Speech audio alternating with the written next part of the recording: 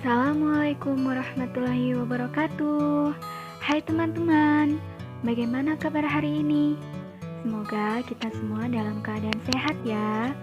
Pada kesempatan kali ini, kami akan membahas tentang peranan laboratorium dalam pembelajaran kimia yang akan disajikan oleh yang pertama saya sendiri, Dinda Dwisari, NPM 1913023 dan penyaji kedua yaitu Vivei Arianti Vira Febri Afifah, NPM 1913023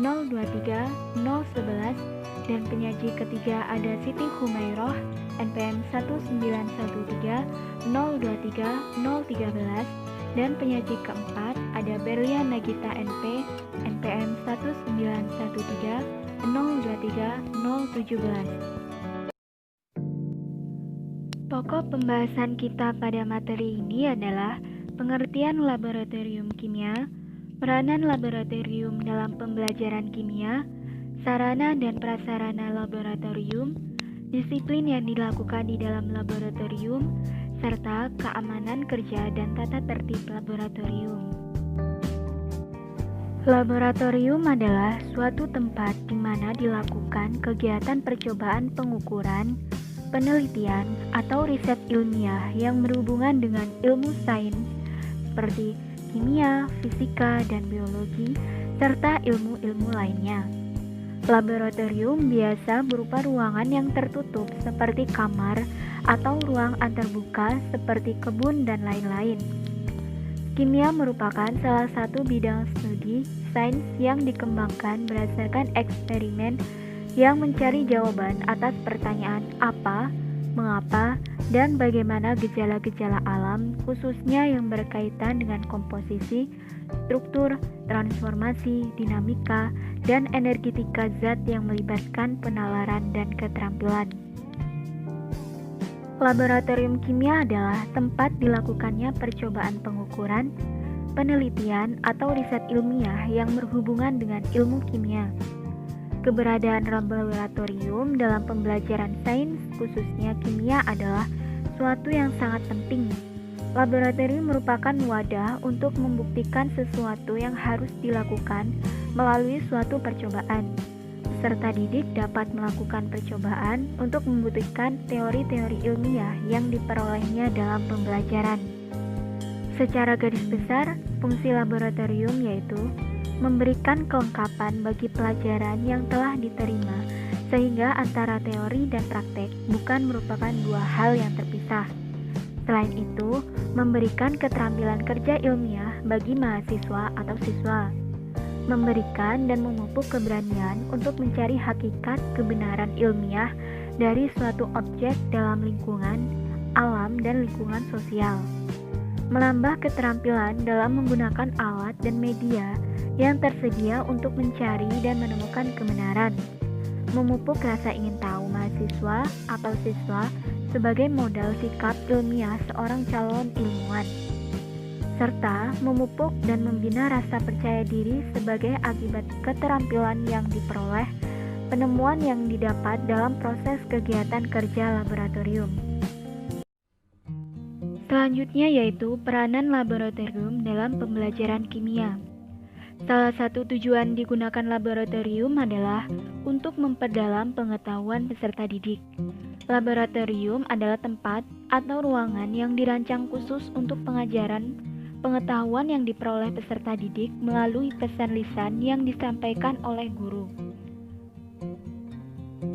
Berbagai teori yang diterima di ruangan kelas akan lebih bermanfaat bagi siswa bila mereka dapat membuktikan sendiri melalui percobaan dan pengamatan. Dengan terlibat langsung dalam proses pembelajaran, peserta akan memperoleh kemampuan yang dapat bertahan lebih lama pada dirinya. Di samping itu, peserta didik serta aktif mengembangkan dan membangun pengetahuannya. Dengan demikian, maka laboratorium sangat berperan dalam meningkatkan pengetahuan peserta didik. Adapun peranan laboratorium kimia di sekolah yaitu yang pertama, tempat timbulnya berbagai masalah dan sekaligus tempat memecahkan masalah tersebut. Yang kedua, laboratorium sebagai tempat untuk melatih keterampilan serta kebiasaan menemukan menemukan suatu masalah dan sikap teliti. Yang ketiga, laboratorium sebagai tempat yang dapat mendorong semangat peserta didik untuk memperdalam pengetahuan dari suatu fakta yang diselidiki atau diamati. Yang keempat, laboratorium berfungsi sebagai tempat untuk melatih peserta didik bersikap cermat, sabar, dan jujur serta berpikir kritis dan cekatan. Dan yang kelima, laboratorium sebagai tempat bagi peserta didik untuk mengembangkan ilmu pengetahuannya. Selain itu, ada beberapa peranan laboratorium pendidikan khususnya di bidang keterampilan mahasiswa, yaitu untuk melatih mahasiswa agar terampil dan melakukan kegiatan praktek keterampilan, merakit dan memasang alat atau perlengkapan laboratorium, melakukan aktivitas percobaan guna mengecek ataupun uji coba, serta melayani mahasiswa dalam melakukan praktek. Sarana dan prasarana. Pengertian sarana prasarana menurut Ketentuan Umum Permendiknas Peraturan Menteri Pendidikan Nasional Nomor 24 Tahun 2007. Sarana adalah perlengkapan pembelajaran yang dapat dipindah-pindah, sedangkan prasarana adalah fasilitas dasar untuk menjalankan fungsi sekolah. Salah satu sarana pembelajaran adalah laboratorium. Laboratorium dalam pembelajaran kimia yang melibatkan siswa dalam pengalaman konkret yang diperoleh melalui kegiatan laboratorium yang sangat penting. Pembelajaran akan lebih efektif jika siswa merefleksikan pengalaman sendiri dan mencoba menggunakan apa yang dipelajari. Pengelolaan sarana dan prasarana laboratorium. Yang pertama, ruang laboratorium. Ruang laboratorium ini bentuk, ukuran, dena, atau tata letak fasilitas dari setiap ruangan itu dirancang dengan baik, sehingga memungkinkan setiap kegiatan yang dilaksanakan dapat berjalan dengan baik, memudahkan akses dari satu ruang ke ruang yang lainnya, dan memudahkan pengontrolan, menjaga alat-alat, dan memelihara keselamatan kerja. Gambaran umum ruang laboratorium itu ada 3. Yang pertama, ruang praktikum. Ruang praktikum merupakan bagian utama dari sebuah laboratorium sekolah. Ruang praktikum yaitu ruang tempat berlangsungnya proses pembelajaran. Proses pembelajaran di dalam ruang praktikum dapat berupa peragaan atau demonstrasi, dan praktikumnya pun dapat dilakukan secara perorangan atau kelompok. Fasilitas-fasilitas di dalam ruang praktikum yaitu seperti instalasi listrik, fasilitas meja dan kursi, papan tulis, ventilasi udara yang cukup, pintu masuk dan pintu keluar, tetapi dengan daun pintu yang terbuka keluar. Yang kedua yaitu ruang administrasi dan persiapan. Ruang administrasi dan persiapan adalah ruang yang disediakan untuk melakukan pengadministrasian, perawatan, dan persiapan alat-alat serta bahan. Gambaran umum ruang laboratorium yang selanjutnya yaitu ruang penyimpanan. Ruang penyimpanan di laboratorium dapat juga disebut sebagai gudang laboratorium, yaitu ruang yang disediakan khusus untuk menyimpan alat-alat dan bahan-bahan yang tidak digunakan. Ruang penyimpanan ini baiknya berada di sebelah dalam ruang persiapan. Lalu, ruang penyimpanan ini sebaiknya dipisahkan dengan ruang penyimpanan zat untuk menghindari kerusakan alat akibat korosi dan sebagainya. Sarana dan prasarana laboratorium yang selanjutnya yaitu instalasi gas. Instalasi gas di laboratorium dibutuhkan untuk percobaan-percobaan yang menggunakan kompor, seperti untuk memanaskan air. Instalasi gas di laboratorium dapat dibuat dengan menggunakan tabung gas LPG dan penyaluran gas ke kompor atau pemanas melalui pipa instalasi yang dapat dipasang pada dinding atau lantai, lalu disalurkan ke kompor. Dengan adanya instalasi gas ini, harus diperhatikan instalasi udara yang cukup di tempat yang tepat untuk membuang kebocoran gas yang mungkin terjadi. Harus diingat, ketika menggunakan gas LPG, maka gas itu lebih berat dari udara, sehingga lubang pembuangan kebocoran gas harus di bagian bawah dinding atau cukup rendah. Baik, yang selanjutnya yaitu disiplin di laboratorium. Dalam rangka untuk menjaga keamanan dan keselamatan kerja di laboratorium, maka perlunya disiplin bagi semua pihak yang terlibat, baik itu peserta didik, guru, laboran, maupun asisten laboran. Kebebasan memang diperlukan bagi setiap peserta didik, namun kebebasan yang dimaksud tentulah memiliki batasan. Hal ini disebabkan dalam laboratorium sangat banyak alat atau bahan yang berbahaya jika digunakan tanpa mengetahui aturan penggunaan alat ataupun bahan yang bersangkutan. Jika hanya kerusakan alat atau kelebihan pemakaian bahan, mungkin masih dapat ditoleransi.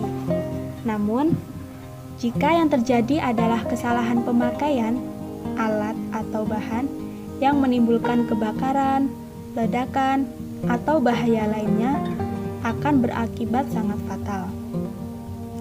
Oleh sebab itu, maka peserta didik sebelum melakukan praktikum perlu mengetahui tata tertib yang harus ditaati dan diterapkan.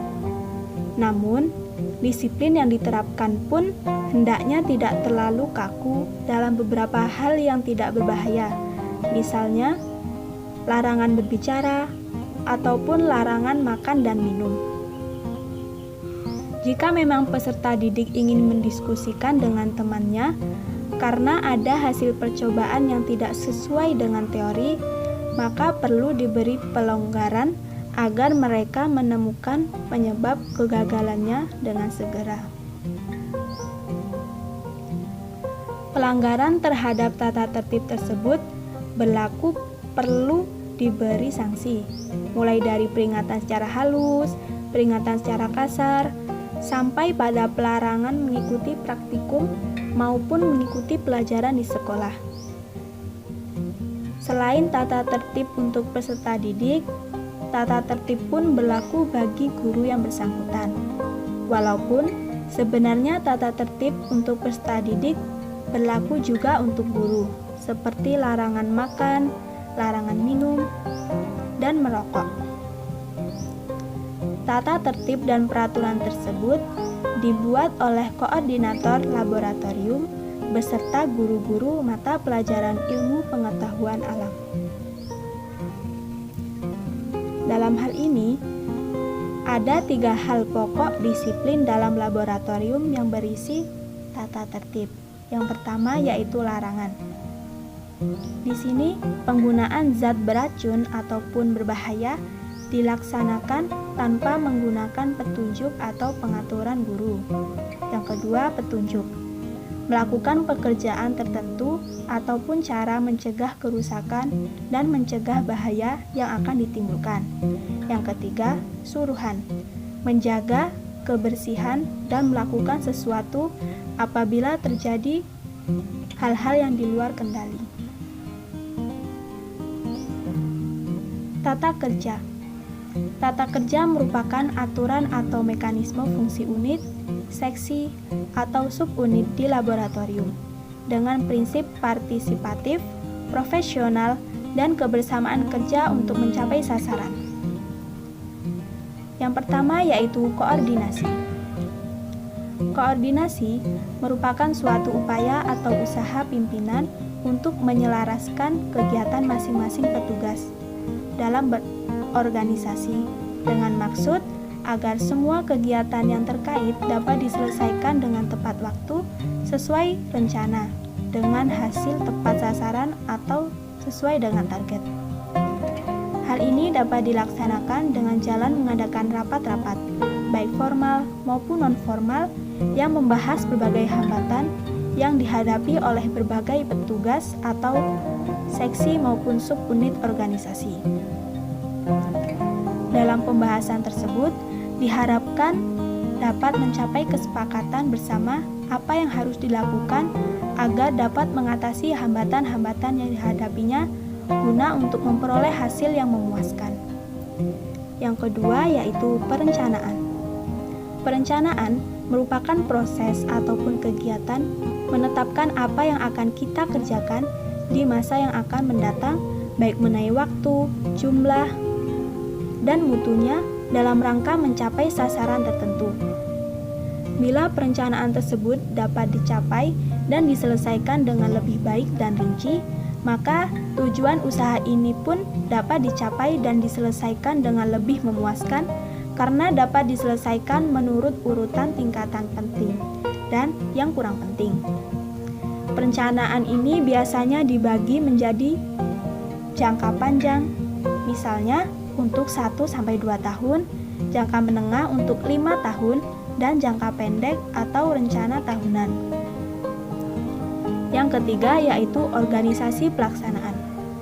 Organisasi dan pelaksanaan merupakan pelaksanaan atau tata kerja berdasarkan organisasi yang ada atau yang dibentuk. Semua kegiatan laboratorium selama 24 jam, terdiri dari laboratorium pagi, sore, dan malam. Pelaksanaan kegiatan selalu berlandaskan dengan efektivitas, efisiensi, dan produktivitas.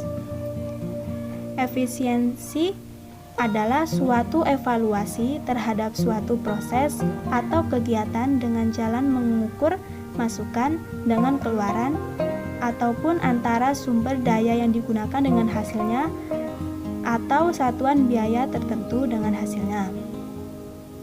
Efektivitas adalah evaluasi atau penilaian tentang apakah kegiatan telah dilakukan sesuai dengan yang direncanakan, baik mengenai waktu maupun mengenai mutu dan volume kerja. Produktivitas merupakan efisiensi penggunaan sumber daya tertentu dalam menghasilkan output. Cara pengukurannya dapat melalui keluaran atau hasil per jam orang dan keluaran ataupun hasil per unit modal. Yang keempat yaitu pengawasan. Pengawasan merupakan segala upaya yang harus dilakukan oleh atasan langsung dengan maksud agar segala sasaran ataupun rencana yang ingin dilakukan dapat terlaksana dengan baik. Upaya-upaya yang dilakukan dalam pengawasan itu banyak bentuk serta variasinya. Misalnya, pengawasan dalam hal ruang laboratorium, fasilitas sarana dan prasarana yang digunakan, penggunaan alat dan bahan, dan sebagainya. Saya akan menjelaskan mengenai tata tertib laboratorium dan keselamatan kerja di laboratorium. Apa sih tata tertib laboratorium itu? Tata tertib laboratorium adalah hal-hal yang harus kita patuhi dan kita laksanakan ketika kita sedang berada di dalam laboratorium atau ketika kita sedang melakukan suatu pekerjaan di dalam laboratorium. Tata tertib laboratorium dibagi menjadi dua, yaitu tata tertib umum dan khusus. Tata tertib umum menyangkut hal-hal umum sebagaimana yang berlaku di setiap laboratorium. Misalnya, ketika kita praktikum, sebelum memasuki lab, kita diharuskan untuk menggunakan jas lab, mengenakan sepatu dan kaos kaki, dan juga diharuskan untuk menggunakan sarung tangan dan juga masker.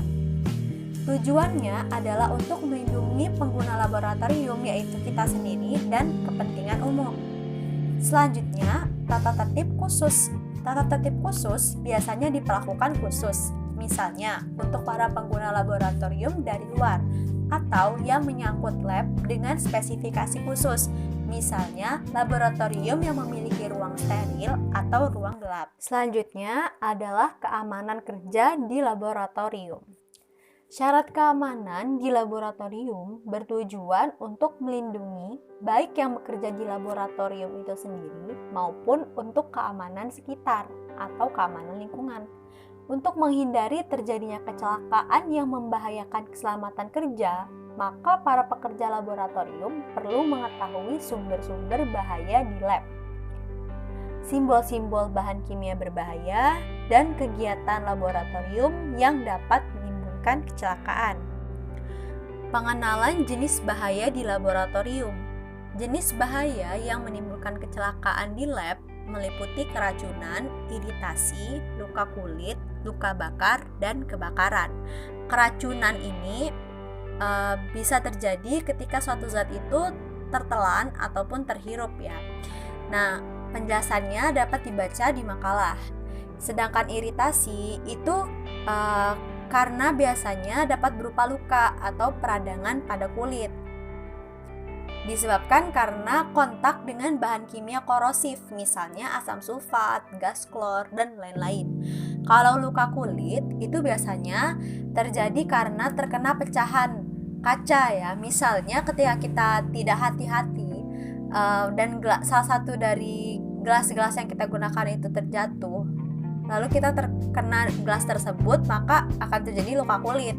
Nah, sedangkan luka bakar itu biasanya dapat diakibatkan oleh peledakan bahan reaktif peroksida atau perklorat. Selain harus mengetahui jenis-jenis bahaya apa saja yang dapat terjadi di laboratorium, kita juga harus mengetahui simbol-simbol bahan kimia berbahaya.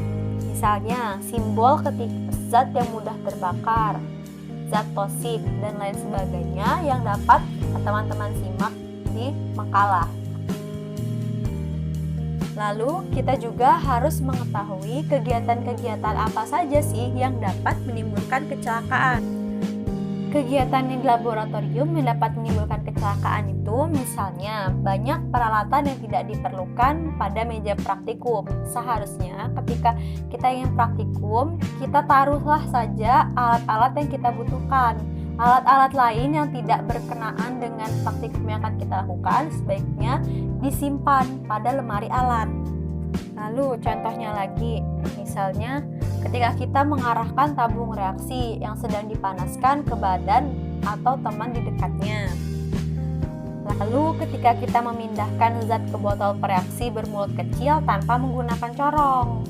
Hal-hal tersebut itu harus kita hindari meskipun kelihatannya hal-hal kecil, tapi apabila kita melakukan dengan ceroboh dan maka akan menimbulkan kerusakan ya baik untuk kita sendiri maupun untuk orang lain dan juga akan sangat merugikan. Itulah pokok pembahasan yang disampaikan oleh kami. Semoga bermanfaat ya. Dan terima kasih. Wassalamualaikum warahmatullahi wabarakatuh.